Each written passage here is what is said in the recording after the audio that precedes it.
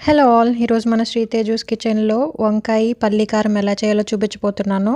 ఇది వాటర్ లేకుండా ఓన్లీ మనం ఫ్రై చేసుకుంటాము. సో, ఈ ఫ్రై అనేది రైస్‌లోకి, చపాతీలోకి చాలా బావుంటుంది. అండ్ చాలా ఈజీ ప్రాసెస్ కూడా. తొందరగా అయిపోతుంది మనకి. సో, ఇది ఎలా చేయాలో చూసే ముందర మీ అందరికీ ఒక రిక్వెస్ట్ అండి. ఇప్పటివరకు ఎవరైనా మన ఛానల్‌ని సబ్స్క్రైబ్ చేసుకున్నట్టయితే ఇప్పుడే సబ్స్క్రైబ్ చేసుకోండి. అండ్ ఈ వీడియో మీకు నచ్చినట్టయితే లైక్ చేయడం మర్చిపోవద్దు. అలాగే కామెంట్ చేయండి. మీ ఫ్రెండ్స్ అండ్ ఫ్యామిలీ మెంబర్స్‌తో షేర్ చేయండి.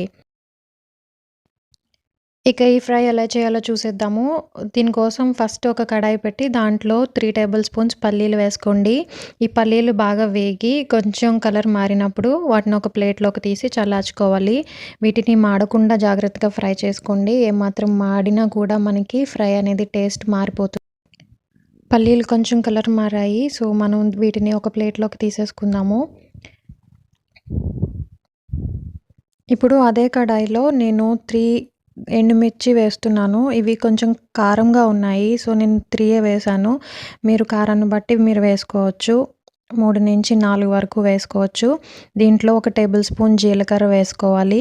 ఈ జీలకర్ర, ఎండుమిర్చి మనకి బాగా ఫ్రై అయ్యేదాకా కలుపుకుంటూ సిమ్‌లో పెట్టి ఫ్రై చేసుకోవాలి. తర్వాత నేను దీంట్లో 2 టేబుల్ స్పూన్స్ ఎండు కొబ్బరి పొడి వేశాను. మీ దగ్గర ఎండు కొబ్బరి ముక్కలున్నా, లేదు అంటే ఫ్రెష్ కోకోనట్ ఉన్నా సరే వేసుకోవచ్చు. ఎండు కొబ్బరి ముక్కలైతే 3-4 వరకు వేసుకోండి. ఫ్రెష్ కోకోనట్ వేసుకున్నట్టయితే 2-3 టేబుల్ స్పూన్స్ వేసి ఇలా వేయించుకోవాలి. మనకి కొంచెం కలర్ మారే వరకు ఫ్రై చేసుకోండి. ఇవన్నీ ఫ్రై అయిన తర్వాత ఒక ప్లేట్‌లోకి తీసుకొని వీటిని చల్లార్చి గ్రైండ్ చేసుకోవాలి.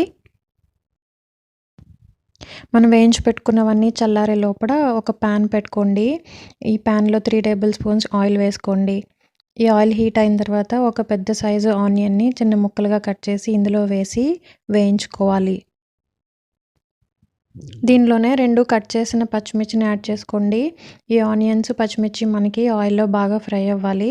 ఈ ఆనియన్స్ ఫ్రై అవ్వడానికి మనకి కొంచెం టైం పడుతుంది కదా! మూత పెట్టి ఫ్రై చేసుకోండి.